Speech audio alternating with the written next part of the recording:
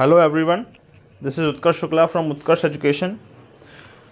बाल विकास के आज चौथे लेक्चर में हम पढ़ेंगे समायोजन, बाल विकास के सिद्धांत और वृद्धि और विकास में क्या अंतर होता है। जो अब तक विभिन्न वैज्ञानिकों के सिद्धांत मैंने पढ़ाए हैं उनमें जो कठिन कठिन शब्द आए हैं उनको समझने के लिए आज का लेक्चर बहुत ज़रूरी है, क्योंकि जो जिन कठिन शब्दों का प्रयोग पिछले लेक्चरों में, पिछले सिद्धांतों में हुआ है, जो पेपर में सीधे सीधे कठिन शब्दों में ही पूछे जाते हैं, उनका हल्का हल्का अंदाज़ा आपको इस लेक्चर में लग जाएगा। इसलिए प्लीज़ इस लेक्चर को पूरा देखिएगा, इस लेक्चर को अच्छे से समझिएगा। इसकी PDF मैं टेलीग्राम ग्रुप में डाल दूँगा। टेलीग्राम ग्रुप की लिंक डिस्क्रिप्शन में दी हुई है, आप वहाँ से इसको पढ़िए, बार बार पढ़िए। कोई डाउट हो तो कमेंट बॉक्स में पूछिए या टेलीग्राम पे मुझे डायरेक्ट मैसेज करिए। वृद्धि और विकास और बाल विकास के सिद्धांतों से क्वेश्चन घुमा के नहीं पूछे जाते हैं, ये एक अच्छी बात है आपके लिए। सीधे सीधे पूछे जाते हैं, तो एक बार इस लेक्चर को देख लीजिए, PDF पढ़ लीजिए, आपका काम हो जाएगा। दोबारा रिवीजन की ज़रूरत पड़ेगी नहीं। जो और वैज्ञानिकों के सिद्धांत हैं उनमें दोबारा रिवीजन की ज़रूरत पड़ती है, क्योंकि उनमें क्लिष्ट हिंदी का प्रयोग ज़्यादा है। इसीलिए बार बार पढ़ के समझने के लिए वो सिद्धांतों को पढ़ना आवश्यक है। उन सिद्धांतों को पढ़ना हो तो आप मेरी CDP लेक्चर की प्लेलिस्ट में जाके उनको पढ़ सकते हैं। आइए अब पढ़ते हैं समायोजन। देखिए, समायोजन का अर्थ होता है परिस्थिति के अनुसार अपने आप को ढाल लेना। विज्ञान में इसी चीज़ को अनुकूलन कहा जाता है।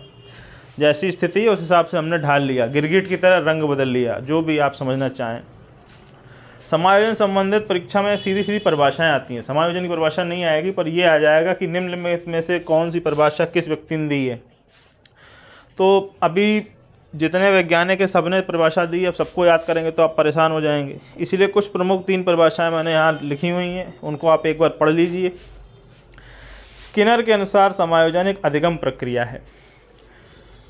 समायोजन एक सीखने की प्रक्रिया है। समायोजन सीखा जाता है। व्यक्ति अपने आप समायोजन की अवधारणा लेके पैदा नहीं होता है कि वो अपने आप को ढालना सीख जाए।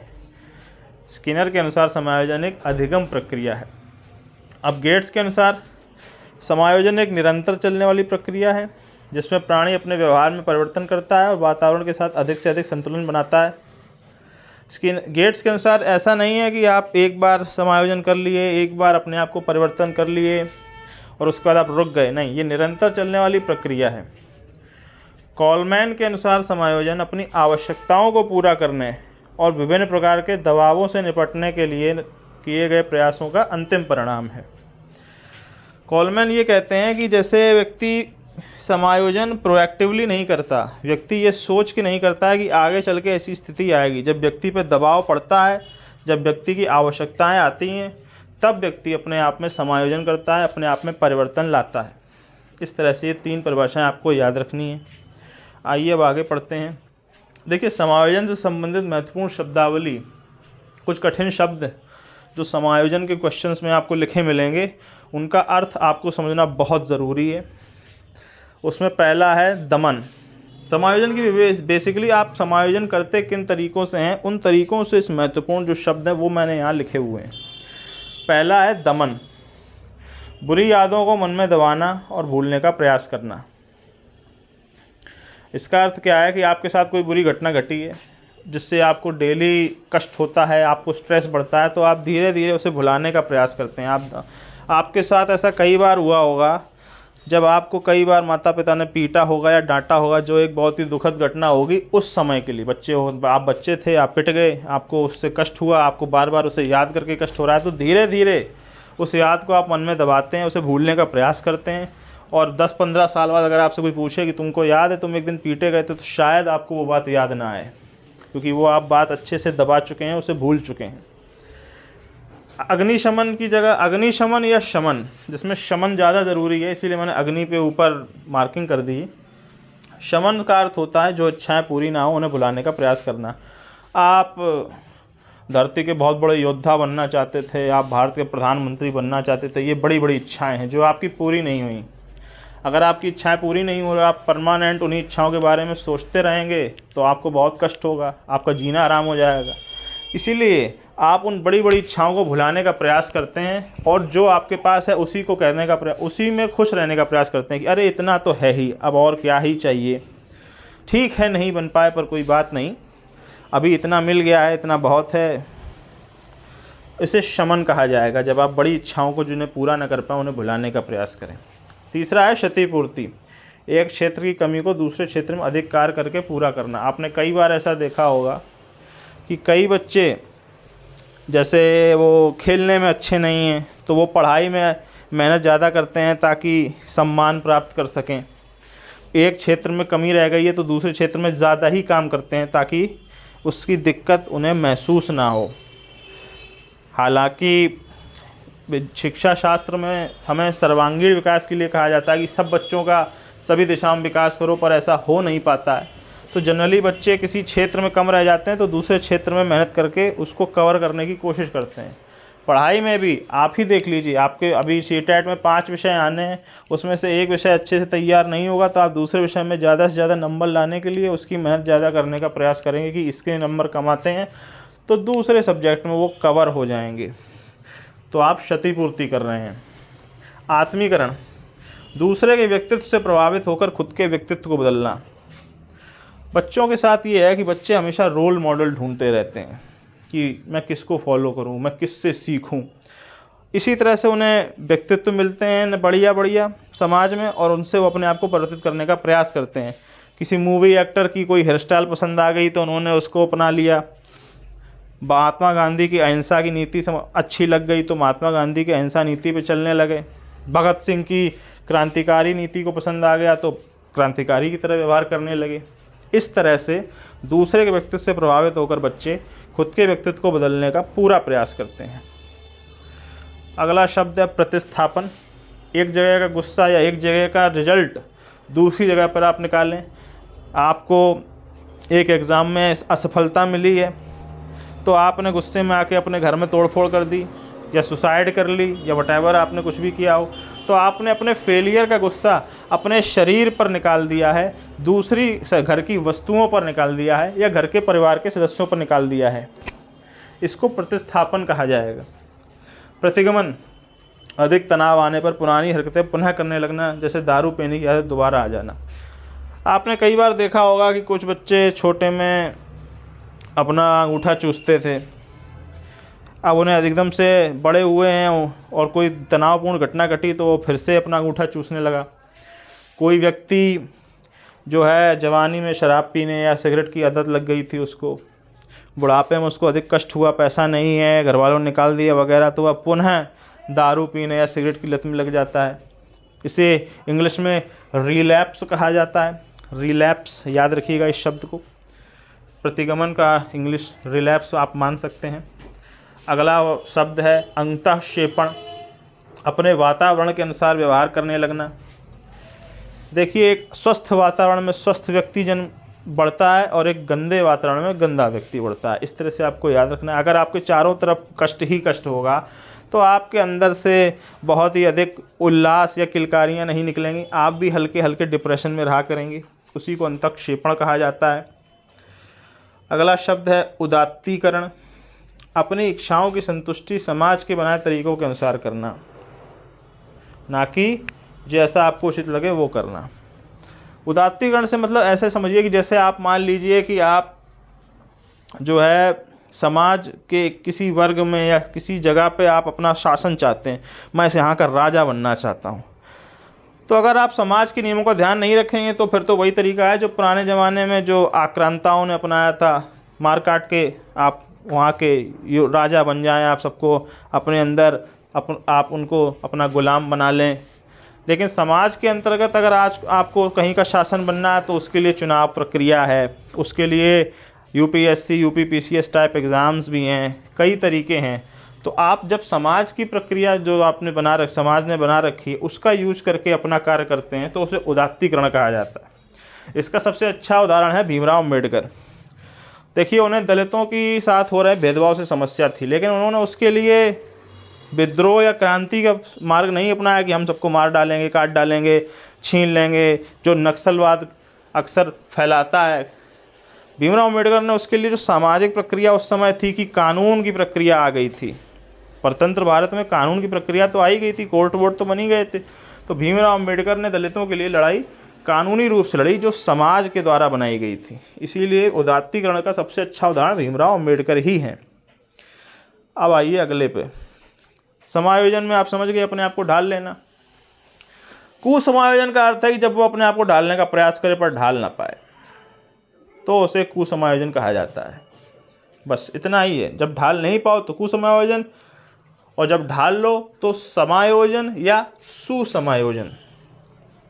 अब कुसमायोजन में भी कई शब्दावलियां हैं, उन शब्दावलियों को आप पढ़ने का प्रयास करते हैं। पहला है तनाव, वातावरण के अनुरूप कार्य न कर पाना, जो मांग है उसे पूरा न कर पाना। देखिए, जब आपके पास 2 महीने में अभी सीटेट का एग्ज़ाम है, आपके पास सिलेबस है, सिलेबस को आपको ख़त्म करना है जो इसकी डिमांड है। अगर आप सिलेबस पूरा नहीं पढ़ पाए अच्छे से तो आपको ऑब्वियसली तनाव आ जाएगा कि मेरा पेपर बिगड़ सकता है या मेरा पेपर बिगड़ सकता है। तो उससे जो स्ट्रेस आएगा उस बात से जो आप पूरा नहीं कर पाए सिलेबस को, उसको तनाव कहा जाएगा। द्वेष, दूसरों से ईर्ष्या होना। अगर आपका सिलेबस कंप्लीट नहीं हुआ है और किसी और का सिलेबस कंप्लीट हो गया है तो आदर्श स्थिति में तो आपको फ़र्क नहीं पड़ना चाहिए, लेकिन हम लोग सभी इंसान हैं, ऑब्वियसली हमको फ़र्क पड़ता है।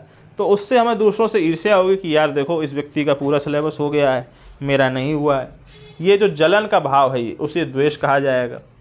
चिंता, अपने आप को बदल ना पाने के कारण भविष्य की चिंता होना।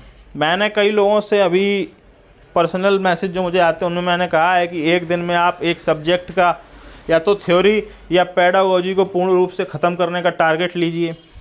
अब कई लोग उसे ख़त्म ना कर पाएँ और अगले दिन भी उसको फिर फॉलो ना कर पाएँ, तो वो अपने आप को अधिक मेहनत करने के लिए चेंज नहीं कर पा रहे हैं, जिसके कारण उन्हें चिंता होने लगी कि अरे यार मैं तो भविष्य में कैसे काम चलेगा, मैं तो पढ़ ही नहीं पा रहा हूँ एक दिन में टारगेट को।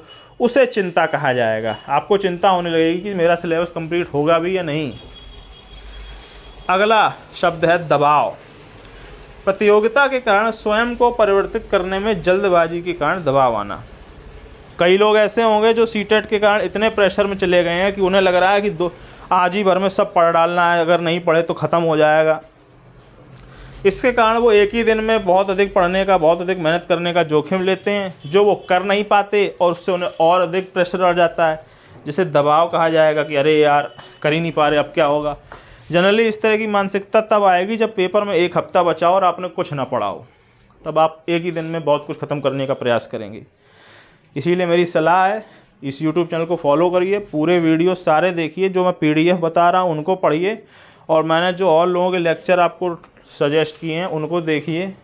प्रीवियस पेपर पे ज़्यादा फोकस करिए, तो आप तनाव, द्वेष, चिंता और दबाव से मुक्त रहेंगे। अब अगला शब्द आता है कुंठा। समाज के कारण किसी इच्छा का पूरा ना होना। देखिए सर, आप तो पढ़ना चाहते थे सीटेट के लिए, लेकिन आप किसी ऐसी बिरादरी से आते हैं जिस बिरादरी में होने के कारण अगर आप दुकानदार आपको किताबें ही नहीं दे रहा है कि जाओ हम तुम्हारी जाति के लोगों को किताबें नहीं देते, जाओ तुम दलित हो हम तुम्हें किताबें नहीं देंगे क्योंकि हम सवर्ण हैं, जाओ तुम सवर्ण हो हम तुम्हें किताबें नहीं देंगे क्योंकि हम दलित हैं, तुमने हम पर अत्याचार किया, तुम्हें भी नहीं देंगे, जाओ। दूसरों के कारण जब आपकी इच्छा पूरी ना हो तब आपको कुंठा आती है। सीटेट ही मान लो कल एग्ज़ाम कैंसिल कर दे या सीटेट कल सिलेबस चेंज कर दे, तो दूसरों के कारण अब आपकी व्यवस्था बिगड़ गई है, तो उससे आपको तनाव, द्वेष, चिंता, दबाव नहीं आएगा, आपको आएगा क्रोध। और जब क्रोध आएगा तो 2 ही तरीके होते हैं, या तो उस क्रोध में आप कुछ कर डालते हैं जिससे ग्लानि होती है बाद में कि अरे यार मैंने ये क्या कर दिया। जब आप उस क्रोध के कारण कुछ नहीं कर पाते हैं, बस गुस्से होकर भुने भुने बैठे रहते हैं, उसे तब आती है कुंठा कि अरे यार कुछ कर ही नहीं पा रहे हैं, दुनिया में क्या हो रहा है वगैरह वगैरह, उसे कुंठा कहा जाता है। आखिरी इंपॉर्टेंट शब्द है द्वंद्व। 2 दिशाओं में मन का भटकना। आज आपको सोच रहे हैं, अब आप सोचने बैठ गए हैं कि यार आज मैं हिंदी पढ़ूं या CDP बाल विकास की पेडागोजी पढ़ लूं या फिर साइंस की थ्योरी पढ़ लूं। 2-3 चीज़ें हैं और आपका मन भटक रहा है कि क्या करूं, उसे द्वंद्व की स्थिति कहा जाता है। इस तरह से ये प्रमुख शब्दों की परिभाषा को आपको अपने दिमाग में रखना है। सीधे सीधे पूछा भी जा सकता है एग्जाम्पल के तौर पे कि एक लड़की का नाम आरती है। आरती अपनी क्लास में बैठी हुई है। आरती ने देखा कि उसके बगल में बैठी हुई मीना के पास उससे अच्छी किताबें हैं। बताइए आरती में कौन सा भाव विकसित हो रहा है? तो ऑब्वियसली उसमें द्वेष का भाव विकसित हो रहा है। इस तरह से क्वेश्चन आएंगे। अब आते हैं अगली बात। समायोजन खत्म हो चुका है। अब पढ़ते हैं हम बाल विकास के सिद्धांत। बाल विकास के सिद्धांत देखिए ज़रूरी इसलिए हैं क्योंकि जो विभिन्न वैज्ञानिकों ने सिद्धांत दिए हैं उनमें जो महत्वपूर्ण शब्द आएंगे, जो लैंग्वेज आएगी, उसको समझने के लिए आप जनरली बाल विकास के सिद्धांत को सबसे पहले पढ़ते हैं। मैंने वो सिद्धांत पहले इसलिए पढ़ाए ताकि आप उसमें थोड़ा याद भी करने पर फोकस रखें। देखिए वैज्ञानिकों के जो सिद्धांत है वो आपको रटने पड़ेंगे। उसमें कॉन्सेप्ट उतना सोचना नहीं है क्योंकि उसमें शब्द जो कठिन हैं वो रटने ही पड़ेंगे, उसका कोई ऑप्शन नहीं है। कोई भी टीचर अगर अलग से ये बोल रहा है ना कि अरे कॉन्सेप्ट समझ के चले जाओ हो जाएगा, नहीं हो पाएगा। मूर्त संक्रियात्मक, अमूर्त संक्रियात्मक, ये शब्द आपको याद होने चाहिए। अगर नहीं है तो कष्ट हो जाएगा आपको। बाल विकास के सिद्धांत अब पढ़ना शुरू करते हैं। देखिए बाल विकास के सिद्धांत में सबसे पहला सिद्धांत है समान प्रतिमान का सिद्धांत।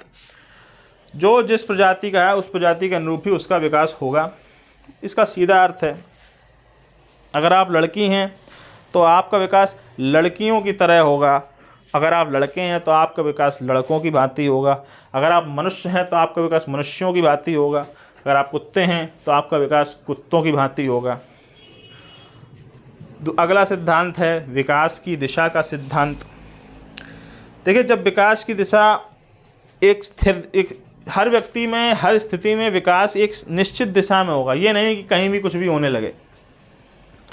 विकास की दिशा कई तरीके से हो सकती है। जब विकास की दिशा सिर से पैर की तरफ होगी तो उसे सिर पादमुखी, सिर से पादमुखी, सिर से पाद तक मुखी कहा जाएगा या मस्खादुमुखी कहा जाएगा।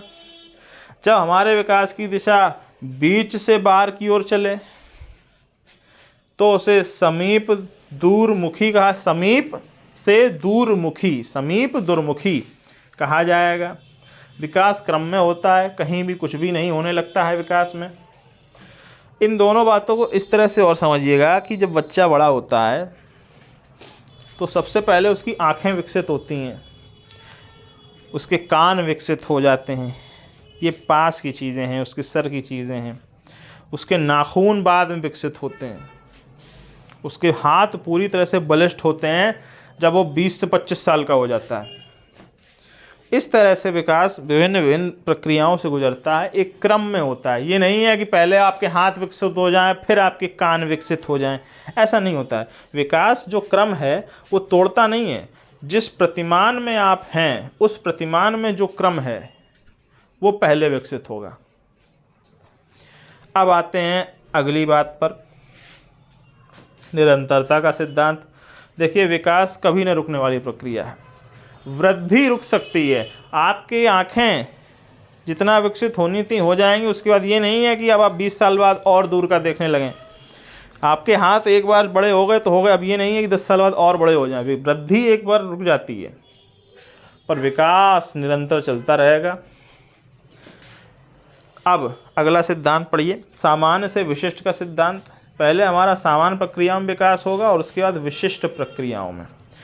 देखो गत्यात्मक रूप से अगर आपको समझना है तो सामान्य का अर्थ होगा उठना बैठना, और विशिष्ट क्रियाओं का होगा हाथ से पेंटिंग करना, क्योंकि वो सूक्ष्म क्रिया है, उसमें सूक्ष्म motor skill, micro motor skill लगती है आपकी।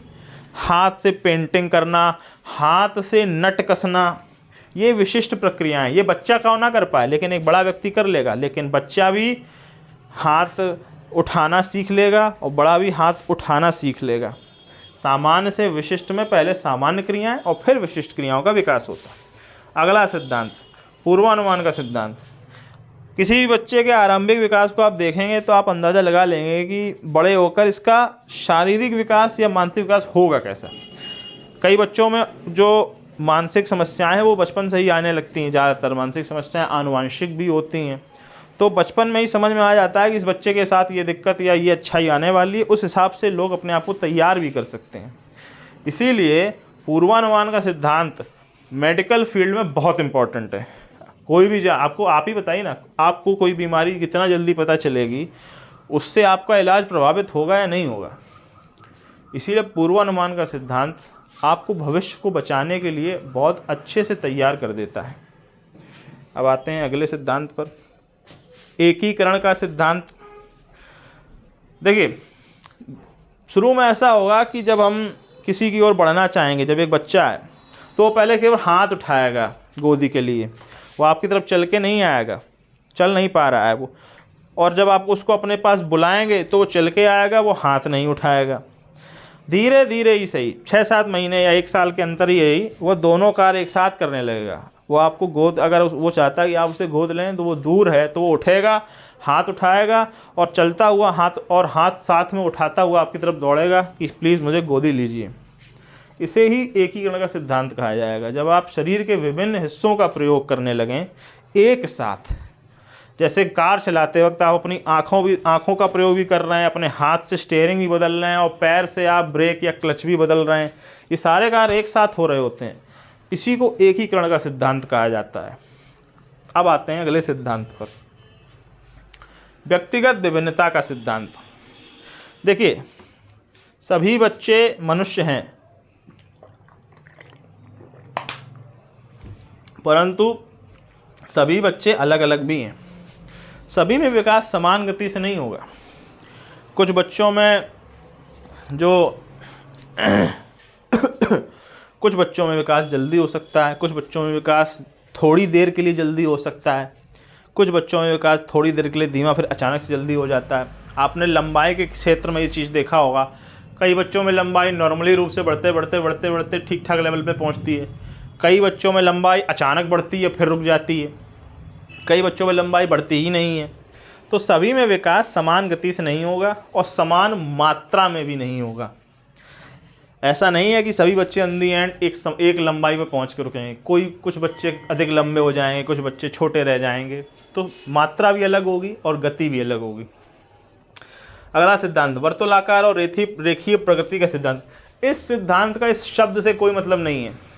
जो आप वर्तुल से अर्थ निकालने का प्रयास करने लगें या रेखीय प्रकृति से अर्थ निकालने का प्रयास करने लगें, देखिए, इसका सीधा अर्थ होता है कि विकास समान दर से नहीं होगा। आप विकास की दर ऐसे नहीं कि एक सीधी रेखा में हो, विकास ऐसा हो सकता है, विकास ऐसा भी हो सकता है। विकास की जो ग्राफ है वो एक सीधी रेखा नहीं होगा। आप बस इस लाइन को समझिए। अगली बात, विकास का अंतर संबंध का सिद्धांत। देखिए, जो विभिन्न प्रकार के विकास, आपका शारीरिक विकास आपके मानसिक विकास को प्रभावित करेगा। आपका मानसिक विकास आपके सामाजिक विकास, जो दुनिया में आप व्यवहार करते फिरेंगे, वो आपको उसको प्रभावित करेगा। इस तरह से विभिन्न प्रकार के जो विकास हैं वो एक दूसरे को प्रभावित करते हैं। इसे ही विकास का अंतर संबंध का सिद्धांत कहा जाता है। इन सभी में एग्जाम्पल से पूछा जा सकता है कि एक बच्चे की हाइट कमज़ोर है तो वह अपने से छोटे बच्चों के साथ अधिक घूमता है ताकि उसे अच्छा महसूस हो सके। यह विकास के किस सिद्धांत के अनुसार चलता है? तो इसमें विकास के 2 सिद्धांत आएंगे। पहला, एक तो रेखीय प्रकृति नहीं हुई है, दूसरा व्यक्तिगत भिन्नता है, सभी में विकास समान नहीं हुआ, और तीसरा कि उसके जो छोटापन है उसके शरीर लंबाई में, जो शारीरिक विकास है वो उसके सामाजिक विकास को भी चेंज कर रहा है। वह अपने उम्र के बच्चों के साथ ना घूम के छोटी उम्र के बच्चों के साथ ज़्यादा रहता है, तो उसका शारीरिक विकास उसके सामाजिक विकास को प्रभावित कर रहा है। इसलिए इसे विकास के अंतर संबंध सिद्धांत में भी कहा जाएगा। बार बार पढ़िएगा। देखिए, ये कठिन शब्द हैं, इनको अच्छे से पढ़ना है, बार बार लिख के पढ़िए, जैसे पढ़िए, मुझे उससे फ़र्क नहीं पड़ता है, क्योंकि पेपर आपका लक्ष्य नंबर लाना है, ना कि एक वीडियो को देख के आपको ये लगना कि अरे अब देख तो लिया वीडियो हो गया कम। नहीं, नंबर लाने के लिए जो आवश्यक है वो प्रीवियस पेपर और मॉक पेपर से ही होगा, वो बंद मत करिएगा। अब आते हैं अगले टॉपिक पे, बाल विकास की अवस्थाएं। देखिए, पियाजे ने 4-5 बताई, वाइगोस्की, इन सब लोगों ने 5-6 बताई हैं चीज़ें। वो सारी इसी अवस्थाओं को ध्यान में रख के की गई हैं। वो आप रट चुके हैं। अब एक बार आप इसे पढ़िए, उसके बाद फिर उन सबको पढ़िए। अब दोबारा में जब आप इसको पढ़ने के बाद उनको पढ़ेंगे ना, तो आपको आधे से ज़्यादा क्लियरिटी आ जाएगी। बाकी आधे से ज़्यादा क्लियरिटी तो प्रीवियस पेपर और मॉक पेपर से ही आने वाली है, उसका कोई और सॉल्यूशन है नहीं। अब पढ़ते हैं बाल विकास की अवस्थाएं। पहली है गर्भावस्था। इसे प्रसव पूर्व अवस्था भी कहा जाता है, जब बच्चा गर्भ में होता है, माँ के पेट में होता है। जो 9 महीने या 280 दिन तक चलती है। एक बहुत ही इम्पोर्टेंट लाइन कि जब ये पूछा जाए कि विकास कब से शुरू होता है, तो आप बोलेंगे गर्भावस्था से ही शुरू हो जाता है। आप ये नहीं कहेंगे कि जब पैदा हो गया, शैशवावस्था आ गया, जब संसार में आ गया तब से विकास शुरू होगा। नहीं, विकास गर्भावस्था से ही शुरू, वृद्धि भी गर्भावस्था से ही शुरू। अगला अवस्था जो गर्भावस्था के बाद आएगी वो है शैशवावस्था। ये 0 वर्ष से 5 वर्ष चलती है, अर्थात पहले दिन से पहले 5 साल तक चलेगी। इस अवस्था में देखिए बच्चा डरा हुआ है दुनिया से बहुत ज़्यादा, सब कुछ उससे बड़ा, सब कुछ उससे शक्तिशाली है, तो वह पूरी तरह से माँ बाप पर निर्भर होता है, क्योंकि उनके अलावा उसे किसी भरोसा है नहीं। किसी और की गोद में वो कहो ना जाए, रोने लगे तो उनके पास चला जाए, माँ छुपाए तो शांत हो जाए, पूरी तरह से माँ बाप पे निर्भर है। उसका व्यवहार, जो उसकी मूल प्रवृत्तियाँ हैं, मैकडोगल ने भी जैसे मूल प्रवृत्तियाँ जो बताई हैं, जो मैं आगे चल के लेक्चरों में पढ़ाऊँगा, उन्हीं मूल प्रवृत्तियों में बच्चा पूरी तरह से आ जाता है। रोना, हंसना, खाटना, चूसना टाइप, अंगूठा चूसना, जो भी मिलेगा अपने मुँह में डाल लेना टाइप, जो मूल प्रवृत्तियाँ, उन्हीं पर उसका व्यवहार पूरी तरह से रहेगा। बच्चा पूरी तरह से माँ बाप पर निर्भर है, और जो माँ बाप करेंगे बच्चा उनका अनुकरण करेगा और उनसे सीखेगा। बच्चा अनुकरण द्वारा सीखता है। अतार्किक चिंतन करता है, बच्चे को इस बात से कोई मतलब नहीं है क्या सही है क्या गलत, उसका मन है करने का तो वो करने लगेगा। माँ बाप जब चिल्लाएंगे तो उनका अनुकरण करेगा, तब बदलेगा अपना बिहेवियर। तो तार्किक चिंतन अभी नहीं आया है। तार्किक चिंतन का अर्थ ये भी है कि गिलास में पानी रख के पीना है, ये भी तर्क होता है। पानी को आप सीधे फैला के नहीं पी सकते, उसके लिए आपको एक पात्र चाहिए। तो इस तरह का कोई भी तार्किक चिंतन एक बच्चा नहीं करेगा शैशवावस्था में। खिलौनों से मोह बहुत अधिक होता है। मेलों वेलों में जाते हैं छोटे बच्चे खिलौने खरीदने, जिसे खिलौनों की आयु भी कहा जाता है। याद रखिएगा एक चीज़, खिलौनों की आयु और खेलने की आयु अलग अलग है। मैं फिर रिपीट करता हूँ, खिलौनों की आयु और खेलने की आयु अलग अलग हैं। शैशवावस्था है खिलौनों की आयु, और इसके बाद आएगी बाल्यावस्था, जो खेलने की आयु कही जाएगी। शैशवावस्था में चूंकि बच्चा नया नया जब संसार में आया है, तो संसार को लेकर उसकी जिज्ञासा बहुत ज़्यादा होती है, ये क्या है, ये क्या है, और आत्म प्रेम की भावना सबसे ज़्यादा होती है। बच्चा इसमें परोपकार नहीं करेगा। एक शिशु से आप परोपकार की उम्मीद मत करिएगा कि उसको आप कुछ बोलें कि बच्चा मेरे लिए ये कर दो तो वो कर दे, नहीं, ऐसा कुछ नहीं करेगा। माँ बाप के अनुकरण से भले ही वो कुछ सीख ले, लेकिन उसे पता भी नहीं होगा कि वो ये परोपकार के लिए कर रहा है। उसको लग रहा है कि उसको खुशी मिल रही है माँ बाप की बात मानने, वो भी एक तरह का आत्म प्रेम ही है। शैशवावस्था में आत्म प्रेम की भावना है, पूरी तरह से माँ बाप पर निर्भर है। मूल प्रवृत्तियों पर बच्चा व्यवहार करेगा, अनुकरण द्वारा सीखेगा, अतार्किक चिंतन करेगा। इसे खिलौनों की आयु भी कहा जाएगा, और वातावरण को लेकर बच्चे में जिज्ञासा भी होती है। अब आगे बढ़ते हैं। बाल्यावस्था ये चलती है 6 वर्ष से 12 वर्ष। ये खेलने की आयु है, ना कि खिलौनों की। अब बच्चा बाहर जाके खेलेगा, बर्फ़ पानी, छुअन छुपाई, पड्डू फोर वगैरह वगैरह, छोटे गेम, कबड्डी वबड्डी भी, या खो खो, इस तरह के गेम, क्रिकेट, ये सब शुरू हो जाएगा उसके जीवन में। अब बच्चा तार्किक चिंतन शुरू कर देगा, खाना थाली में ही खाना है, गिलास में ही पानी पीना है, इस तरह की जो तार्किक चिंतन है वो बच्चे में शुरू हो गए हैं। 6 से 12 वर्ष में ही बच्चे आरंभिक स्कूल में भेजा भी जाते हैं। आपको पता है शिक्षा के अधिकार के तहत 6 से 14 वर्ष के बच्चों को निःशुल्क शिक्षा का अधिकार भी मिला हुआ है। शिक्षा का अधिकार, शिक्षा की समितियां, नई शिक्षा नीति और नेशनल चाइल्ड NCF सर्वे आया है, NCF नहीं है, उनसे संबंधित वीडियो सबसे आखिर में डालूंगा, उससे पहले आप ये सब थ्योरी पढ़ लीजिए। तो मैं फिर रिपीट करता हूँ, बाल्यावस्था में तार्किक चिंतन आ जाता है, स्कूल जाना शुरू हो जाता है। इसे गंदी अवस्था क्यों कहा जाता है? क्योंकि यह खेलों की भी अवस्था है। बच्चा बाहर मिट्टी मिट्टी में खेलेगा, उसके कपड़े गंदे होंगे, इस कारण उसे गंदी अवस्था कहा जाता है। इसे स्फूर्ति की अवस्था भी कहा जाता है। बच्चे एक जगह रुकना पसंद नहीं करते, उन्हें बहुत ज़्यादा एनर्जी होती है, वो परमानेंट खेलना चाहते हैं, परमानेंट उछलना कूदना चाहते हैं। हालांकि ये व्यवस्था आगे चल के चेंज हो जाएगी, क्योंकि अब जितना मोबाइल का यूज बढ़ रहा है ना, उस हिसाब से ये सब बहुत कम होने वाला है। अब सब बच्चे मोबाइल से ही चिपके रहेंगे, क्योंकि माँ बाप अब उन्हें अपने से दूर रखने के लिए किसी दाई माँ को या अपने परिवार के और लोगों को ना देके मोबाइल को पकड़ा देते हैं। मोबाइल में बच्चे चिपके रहते हैं, जो एक बहुत ही गलत बात है, पर अब क्या करें, समाज है तो है। इसे स्मार्ट एज या स्फूर्ति की अवस्था को इंग्लिश में स्मार्ट एज कहा जाएगा। तार्किक चिंतन की अवस्था और स्फूर्ति अवस्था को मिला के स्मार्ट एज बोला जाता है कि अब बच्चे यहाँ बुद्धि प्राप्त कर लिए हैं, कुछ थोड़ा बहुत सही गलत का अंदाज़ा हो गया है, थोड़ा बहुत समाज का अंदाज़ा हो गया है, थोड़ा बहुत क्रोध और मोह का अंदाज़ा उनको हो गया है, इसलिए उसे स्मार्ट एज कहा जाता है। बच्चों में संग्रहण करने की प्रवृत्ति का विकास हो गया है, खुल के खर्चा वाली व्यवस्था अभी आई नहीं है, खुल के आगे खर्चा वाली व्यवस्था, खुल के उड़ाने की अवस्था अगली अवस्था है, किशोरावस्था। इस समय बच्चों में संग्रहण करने की प्रवृत्ति का विकास होता है, बच्चे कार्ड कलेक्ट करते हैं। मैंने भी बचपन में पोकेमॉन के कार्ड बहुत कलेक्ट किए थे। आप लोगों ने भी कोई सिक्के विक्के कुछ ऐसा होगा जो कभी कभी तो कोका कोला के ढक्कन ही कलेक्ट कर रहे हैं बच्चे, कुछ भी हो, कुछ कलेक्ट करने की प्रवृत्ति इसमें आ जाती है। चूँकि आप पहली बार स्कूल गए तो अब समूह, टोली या गैंग आपके बनने शुरू हो जाएंगे, जिसमें आप मित्रता करेंगे लोगों से, जिससे आपकी टोली, समूह, गैंग बनेगी। आपके कुछ मित्र बनेंगे जिनके साथ आपका लॉन्ग लास्टिंग फ्रेंडशिप का आपके साथ संबंध बनेगा। बाल्यावस्था को जीवन का अनोखा काल इसीलिए कहा जाता है क्योंकि देखो, गैंग बन गया, स्कूल पहुंच गए, तार्किक चिंतन आ गया और खेल रहे ही हो। संग्रहण करने की प्रवृत्ति नहीं छोड़ देनी, आपको ये 2-3 चीज़ें याद रखनी है। जीवन का अनोखा काल बाल्यावस्था कहा जाता है। जीवन का अनोखा काल 6 से 12 वर्ष होता है। जीवन के अनोखे काल में गैंग की व्यवस्था आती है नहीं, इस तरह की छोटी छोटी चीज़ें आपको याद रखनी है। अब आते हैं हम अगली व्यवस्था पर, किशोरावस्था जो 12 से 18 वर्ष चलती है। यह जीवन का सबसे कठिन काल इसलिए है क्योंकि अब आप पूरी तरह से मानसिक, शारीरिक रूप से लगभग विकसित हो चुके हैं। अब आप समाज में अपना स्थान ढूंढने के लिए लगे हुए हैं, जिससे आपको उलझन पैदा हो रही है कि मुझे आगे चल के जीवन में करना क्या है, समाज में ये बुराइयां क्यों हैं, समाज को कैसा होना चाहिए। अब आप ये सब सोचने लगे हैं। अब मार देंगे, काट देंगे वाली व्यवस्था आपकी हो गई है। अब समाज को बदलने के लिए आपके अंदर एकदम से आएगी, अरे भगत सिंह ने ये किया था, हम भी ये कर डालेंगे, सब कर डालेंगे।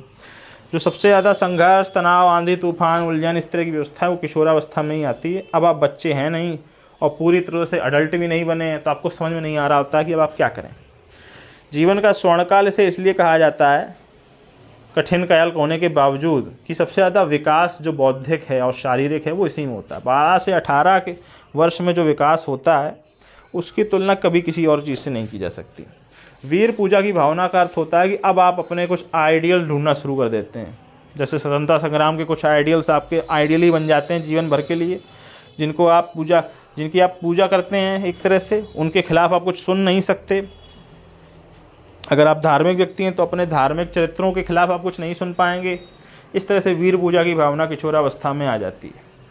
अमूर्त चिंतन की प्रवृत्ति, बहुत कन्फ्यूजन है सबको मूर्त चिंतन और अमूर्त चिंतन में। मूर्त चिंतन होता है उन वस्तुओं के बारे में जिन्हें आप देख सकें, छू सकें, पकड़ सकें, तोड़ सकें। किताब कैसी है, किताब कितने रुपए की है, किताब नीली है, काली है, पीली है, ये मूर्त चिंतन है। किताब में जो लिखा है वो मुझे समझ में आया या नहीं आया, किताब में जो लिखा है उसका यूज मैं कुछ अपने जीवन में कर पाऊंगा या नहीं कर पाऊंगा, वो अमूर्त चिंतन है।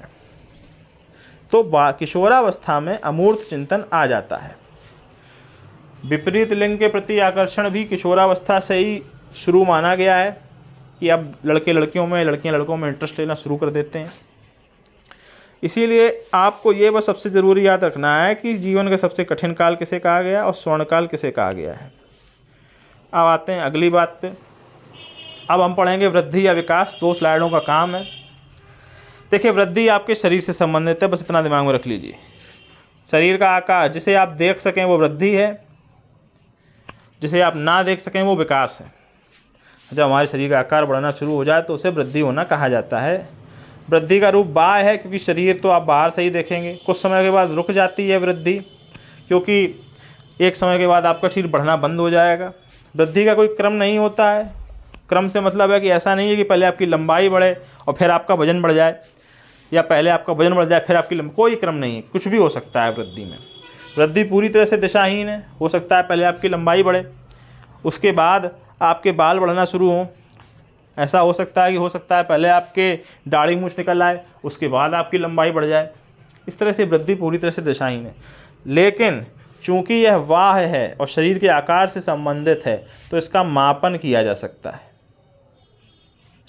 क्योंकि ये परिमाणात्मक है, केवल वैल्यू है, इसकी लंबाई की वैल्यू होती है ना 100 सेंटीमीटर, 200 सेंटीमीटर, 800 सेंटीमीटर, तो उसका मापन किया जा सकता है क्योंकि वो परिमाण में होती है। चूँकि वो शरीर से संबंधित है तो शरीर की जो कोशिकाएं हैं उन पर पूरी तरह से आश्रित होती है। कोशिकाओं की पावर जैसी होगी उस हिसाब से वृद्धि होगी। वृद्धि और विकास आपस में एक साथ पूरी तरह से संबंधित नहीं है। ऐसा नहीं है कि बिना वृद्धि के विकास नहीं होगा। कई छोटे लड़के वो बहुत अधिक तेज हो जाते हैं किसी मामले में, कई लंबे चौड़े लड़के हो सकता है लंबे चौड़े होने के बावजूद वो और अधिक अच्छे सिंगर बन सकते हों। तो वृद्धि और विकास में आपस में कोई ऐसा संबंध नहीं है जो आप मानते फिरें। आपको बस इसमें तथ्य याद रखने हैं कि जो बाहरी है, जो शरीर से संबंधित है, वो वृद्धि है। अब आते हैं हम विकास पे। देखो, विकास में हमारा शरीर आएगा जो वृद्धि से संबंधित है, हमारा दिमाग आएगा, हमारा सामाजिक व्यवहार भी आएगा कि पहले हम किस तरह से बदतमीजी से पेश आते थे, अब हम किस तरह से पेश आते हैं, किस तरह के कपड़े पहनते हैं, वो सब। और हमारे संवेग भी आएंगे। पहले हम जल्दी गुस्सा हो जाते थे, अब हम ठंडे हो गए हैं, शांत हो गए हैं। तो शरीर, दिमाग, भावनाएं और हमारा व्यवहार, ये सब विकास में आएगा। नीचे आप आयाम भी देख सकते हैं, यही लिखे हैं। शरीर है, शरीर में आपकी लंबाई चौड़ाई है, शरीर शारीरिक तरीके से, और चलना उठना बैठना गत्यात्मक तरीके से कि पहले हम कितना तेज़ दौड़ लेते थे, अब हम कितना तेज़ दौड़ लेते हैं। मानसिक विकास तो आपको समझ में आ ही गया कि पहले हमारा दिमाग कितना परिपक्व था, अब कितना ज़्यादा सोच लेता है। सामाजिक विकास कि हम पहले समाज में कैसे थे, अब हम समाज में कैसे हैं। संवेगों का विकास कि पहले हमारी जो भावनाएं हैं उनको ही संवेग कहा जाता है, भावनाओं को ही। उन पे हमारा कितना नियंत्रण था, अब कितना नियंत्रण है। नैतिक विकास, पहले हमें जो सही गलत लगता था, क्या अब भी हमें वही सही और वही गलत लगता है या उसमें कुछ परिवर्तन आया है। जो परिवर्तन आया है उसे ही विकास कहा जाएगा। अब हम आगे आते हैं। इन आयामों पे आपको ज़्यादा याद नहीं रखना है, आपको सबसे ज़रूरी है ये चीज़ें याद रखना। ये वृद्धि केवल बाह्य थी, विकास आंतरिक बाह्य दोनों है। वृद्धि एक समय के बाद रुक रही थी, विकास जीवन भर होगा। उसे हम अनुभव बोलते हैं, एक्सपीरियंस। वृद्धि कहीं भी किसी भी हो सकती है, किसी भी क्रम में, पर विकास एक निश्चित क्रम में होता है, निश्चित दिशा में होता है। वृद्धि चूंकि परिमाणात्मक है, वैल्यू होती हैं, लंबाई की वैल्यू, चौड़ाई, तो उसका हम माप लेते हैं, पर विकास का सीधे माप कर नहीं सकते। वृद्धि में सिर्फ परिमाण होता है, विकास में परिमाण भी होता है और गुण भी होता है। गुण मतलब संवेग, भावनाएं, उनको भी गुण में ही माना जाएगा। विकास संगठनात्मक तरीके से भी होता है, जो मैंने पहले भी लाइन बोली है कि विकास एक दूसरे पर प्रभावित करते हैं। आपका शारीरिक विकास आपके मानसिक विकास को प्रभावित करेगा, उसे ही संगठनात्मक कहा जाएगा। जैसा कि वृद्धि में भी मैंने अभी बोला कि वृद्धि और विकास में कोई संबंध नहीं है, वही लाइन यहाँ दोबारा लिखी हुई है कि विकास को वृद्धि से कोई संबंध नहीं, वो बिना वृद्धि के भी हो सकता है, वृद्धि के साथ भी हो सकता है। इस तरह आज के लेक्चर में आप बाल विकास सिद्धांत, वृद्धि, विकास और समायोजन को आपने अच्छे से पढ़ा है। PDF अच्छे से एक बार पढ़ लीजिएगा, जो डाउट हो पूछ लीजिएगा। मैं आपसे उम्मीद करूंगा कि आप मुझे सपोर्ट करेंगे, मेरे YouTube चैनल को सब्सक्राइब करेंगे, अच्छा वीडियो लगेगा तो लाइक करेंगे। आगे इसी तरह के और लेक्चरों को देखने के लिए प्लीज़ आप मेरे YouTube चैनल से जुड़े रहिए। My name is Utkarsh Shukla. Thank you very much. जय हिंद।